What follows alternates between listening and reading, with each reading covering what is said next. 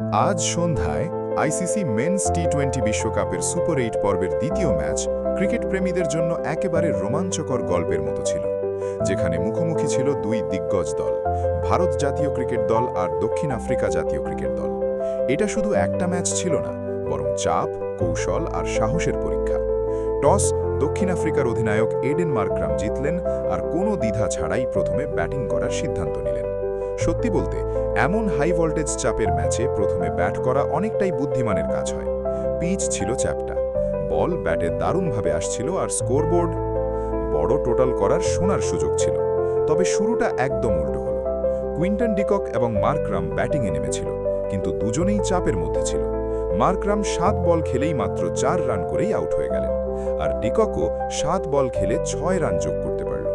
তারপর রয় রিকটানও 5 বল খেলে 7 রান করে আউট হয়ে গেলেন। ফলে পাওয়ার প্লেতে দক্ষিণ আফ্রিকা তাদের 3টে গুরুত্বপূর্ণ উইকেট হারিয়ে ফেলল, আর ভারতীয় বোলাররা ম্যাচে শুরু থেকেই দখল জমাতে শুরু করল। পাওয়ার প্লেতে বিশেষ করে জাসপ্রীত বুমরা আর অর্শদীপ সিং অসাধারণ পারফরম্যান্স দেখালো। বোলিংটা করেছিল বুমরা, ওর সঠিক লাইন লেন্থ আর ইয়র্কার্স দিয়ে ব্যাটসম্যানদের পুরো জমে ধরা দিয়েছিল।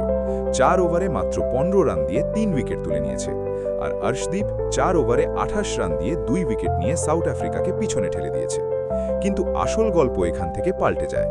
মিডল অর্ডারে তরুণ সানসানি ডেভাল্ট ব্রেভেস আর অভিজ্ঞ ফিনিশার ডেভিড মিলার ব্যাটিং সামলাল। ব্রেভেস 45 রান জমিয়ে খেলল, যেটাতে 3টে 4 আর 3টে ছক্কা ছিল। ও চাপকে সুযোগে বদলে দিল।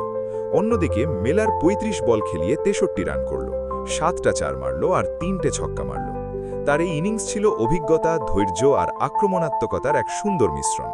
যদিও তারা শেষ পর্যন্ত টিকে থাকতে পারেনি, তবুও তারা ম্যাচের গতিপথ বদলে দিয়েছিল।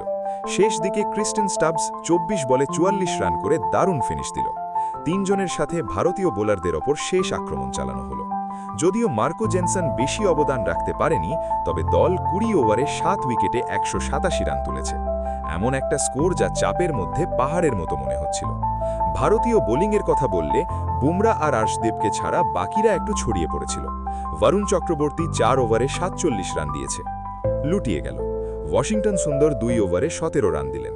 হার্দিক পান্ডিয়া 4 ওভারে 45 রান খরচ করে বেশ মেহনতি প্রমাণ হলেন, আর শিবম দুবে 2 ওভারে 32 রান দিলেন। এই ওভারগুলোতে ম্যাচটা একদম ভারতের হাত থেকে ফসকে যেতে লাগল। 187 রানের টার্গেট তাড়া করতে নামা ভারতীয় দলের শুরুটা বেশ ঠেলে গেল। ফর্মে থাকা ঈশান কিষান এই বিশ্বকাপে তো খাতা খুলতেই পারেননি, প্রথম ওভারেই আউট হয়ে গেলেন। অভিষেক শর্মা এই বিশ্বকাপে অবশ্য নিজের রান শুরুর খবর দিলেন, কিন্তু 15 রান করে প্যাভিলিয়নে ফিরে গেলেন। তিলক বর্মাও বেশি দেরি টিকতে পারেননি। ফলাফল পাওয়ার প্লেতে 3 উইকেট চলে গেল। উইকেট পড়ে গিয়েছিল আর ভারতীয় ব্যাটিং লাইন আপ চাপের মধ্যে আটকে ছিল। এই হাই ভোল্টেজ ম্যাচে যখন লক্ষ্য বাড়তে লাগলো, তখন ভারতীয়রা ভরসা রেখেছিল অধিনায়ক সূর্যকুমার যাদবের ওপর। কিন্তু মাত্র 22 বল খেলেই তিনি 18 রান করে বশিসের শটে আউট হয়ে গেলেন, আর একবার আবারও দলকে সংকট থেকে বের করতে পারলেন না। তার এই ইনিংস দেখায় যে কখনো কখনো প্রতিভাও চাপের কাছে থমকে যায়। অধিনায়ক হিসেবে তার থেকে আশা করা হয়েছিল অ্যাঙ্কার আর ফিনিশার উভয়ের ভূমিকা পালন করার, কিন্তু সেই রাতে তার ব্যাট একদম চুপ ছিল।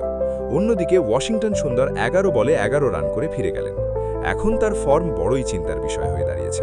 টিম ম্যানেজমেন্টকে ভাবতেই হবে ওকে কি সঠিক ভূমিকা দেওয়া হচ্ছে, নাকি চাপের কারণে তার ছন্দ হারিয়ে গেছে।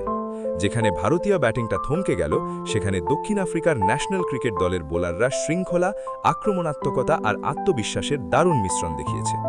মার্কো জনসন তার বাউন্স আর গতি দিয়ে ভারতীয় টপ অর্ডারকে চাপে ফেলেছে। এডেন মার্করাম ক্যাপ্টেন হিসেবেও বুদ্ধিমত্তার সঙ্গে বোলিং করে রান রোধ করেছে।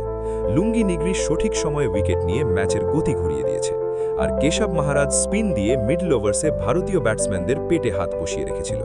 সবচেয়ে প্রভাবশালী ছিলেন জেনারেল কুইটসি কার্বন বোসিস, যারা কঠোর আঘাত দিয়ে ভারতের শক্তিশালী ব্যাটিং লাইনকে ভেঙে দিয়েছিল। এটা শুধু বোলিং ছিল না, এটা একটা সম্মিলিত বার্তা ছিল যে আফ্রিকান আক্রমণ যে কোনো পরিস্থিতিতেই ম্যাচ ঘুরিয়ে দিতে পারে।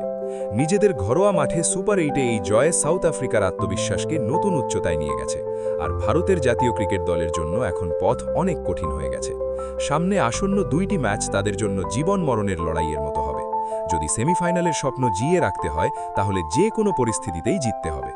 এই পরাজয় ভারতীয় দলের সামনে এক প্রতিবিম্ব হয়ে দাঁড়িয়েছে যে শুধু নাম আর সম্মান দিয়ে ম্যাচ জেতা যায় না, মাঠে প্রতিটি ওভার, প্রতিটি বল আর প্রতিটি রানের জন্য লড়াই করতে হয়।